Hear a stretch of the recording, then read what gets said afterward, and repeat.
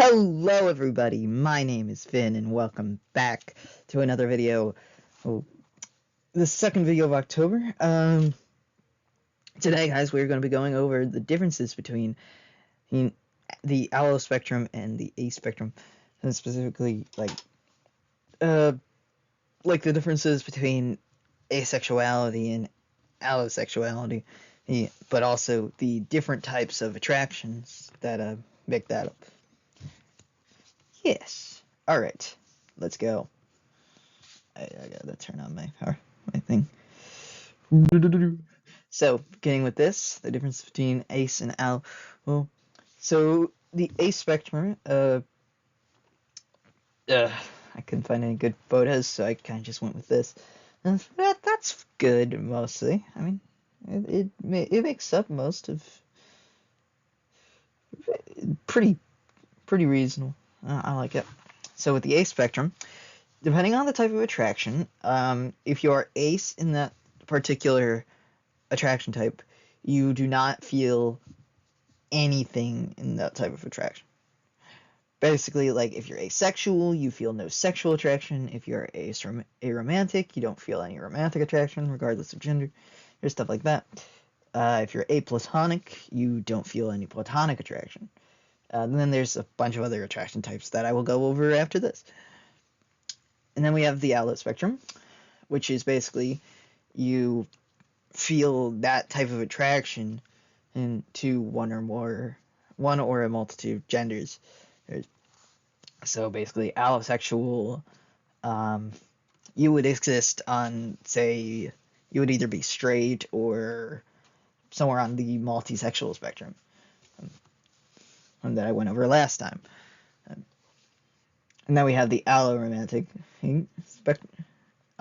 which is once again would feel romantic attraction to one or more genders. There's somewhere on the, I think, multi-romantic spectrum. I gotta do a video on that, maybe. That would be fun. And then and then the basic one of how they work is just how each different attraction type works. Starting with sexual attraction. Sexual attraction, I think we all know how this one works, but essentially, there's a bunch of different ones here. We got subjective sexual attraction, and where you have sexual feelings towards a specific person based on your personal experiences with them, basically such as the feelings you would have in a relationship. And then we have objective sexual attraction, and where sexually, that's when many people find somebody attractive, but you may or may not do so. That's basically just how sexual attraction works, like dopamine, oxytocin, all that stuff. Controlling things like libido and love and feeling good. Then we have lust. Lust is when you experience intense feelings of sexual desire, passion, and sometimes affection towards a person. So yeah, like if someone's super attractive, but basically if you have extreme desires to want to have sex with somebody for some reason, it's probably lust. Next, physical attraction. Physical attraction, it's similar to sexual attraction, but it is different. It's essentially just a desire to be around and others, to be physically cared for and treated with love and affection. Then we have intimacy. Simply looking for a feeling of physical closeness or connection between people. Yeah. And then sensuality is when you have the desire to touch or be touched by someone, but not in a sexual manner. So physical attraction, in a sense, it is similar to sexual attraction, but it's not the same because it's not purely sexual. It's basically just wanting to have physical contact with that person. Emotional attraction. there are different types of this one, starting with altruist attraction. I cannot pronounce that for the life of me. I do not know how. When you desire for emotional connection, well, closeness. When your desire for emotional closeness is neither completely romantic nor completely non-romantic. So essentially, yeah, I don't know how to bring that down. But yeah, next we have attachment. Basically, attachment is when you have a special bond with somebody, like family members or friends, or like a dog, stuff like that. Intellectual attraction is when you're only attracted to somebody's intelligence. Yeah. If you're attracted to somebody for their for being smart and stuff, then that would be intellectual attraction. Then we have love. Love is when we all know what love is. When it's feeling, you have a strong or deep feeling of emotional connection and attachment with somebody. And then passion, when you have an intense feeling of desire towards them. These ones I feel like everybody knows. These ones, maybe not so much if you don't know the attraction types very, very well, but a lot of people, I assume, know what love and passion are. And these are how to build emotional attraction, basic stuff. Next, romantic attraction is attraction that makes people desire romantic contact or interaction with another person or persons. We got a bunch of different ones. The wiki page I went for this one literally just had a list of all the different romantic attraction types. I went with just one of them, which is biromantic. When you have romantic attraction to two or more genders. Basically, any more than one. That's how biromantic works. I got a comment last time on the multisexual spectrum about, I want to say, bisexual. I know I said in the video bisexual is two genders, but it is two or more genders. Which I think I should do a video on the differences between bisexual and polysexual, because in a sense they are very similar. And then a crush is when you have a strong desire for a romantic relationship with a specific person. Everyone knows what that is. And yeah, it's desire to spend time together, for a bond, interest in learning someone's interests, hobbies, and values. Yeah.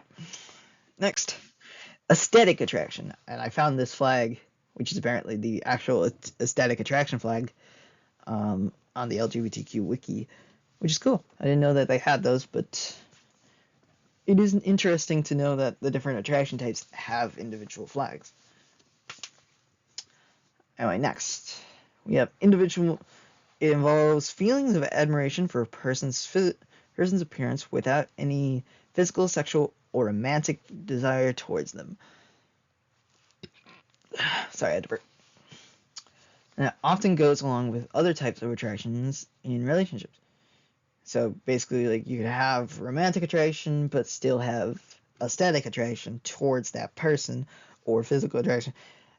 It goes hand in hand with most other attraction types, because it's just liking how somebody is dressed and stuff, like how their appearance. It's not directly it does not directly have anything to do with physical, sexual, or romantic attraction, but you can still have aesthetic attraction to somebody while still having something like sexual or romantic attraction to them. Then we have platonic attraction. Platonic attraction basically just is similar to, like, saying I love you to a friend, kind of thing. It's a form of attraction that is defined as the desire to form a platonic relationship where it's not exactly super romantic or anything, but essentially, if you start, it's some may want to form what is called a queer platonic relationship with someone who reciprocates their strong platonic attraction or altruist attraction, which is the emotional attraction type that I talked about earlier. And the term for a platonic crush is a squish, apparently. I did not know that, but that is interesting. So now you guys know that. Next, sensual attraction. This is the last one we're going to be talking about today. Is also known as sensorial attraction. It's sensual crush is also known as a lush. And some individuals may get sensual pleasure from non-human objects such as pillows, blankets, or toys. We're not going to talk about what kind of toys because that doesn't really make a lot of sense to talk about on this channel. Yeah. It's not explicitly sexual or is not an explicitly sexual form of physical touch. For example, sensual attraction could involve an interest in non-sexual forms of touch, such as cuddling, kissing, holding hands, or massage. Very interesting. And this is the sensual attraction flag right here, which is, I like it. It's very similar to the ace flag in colors, but I don't know if that's just a coincidence. But we will talk about that next week in our next video, which is, hold on, there we go. Coming soon, next week on the 8th, we're going to be going over the meanings of every individual pride flag. Or, I mean, I might just start with like a specific genre of flags. Maybe like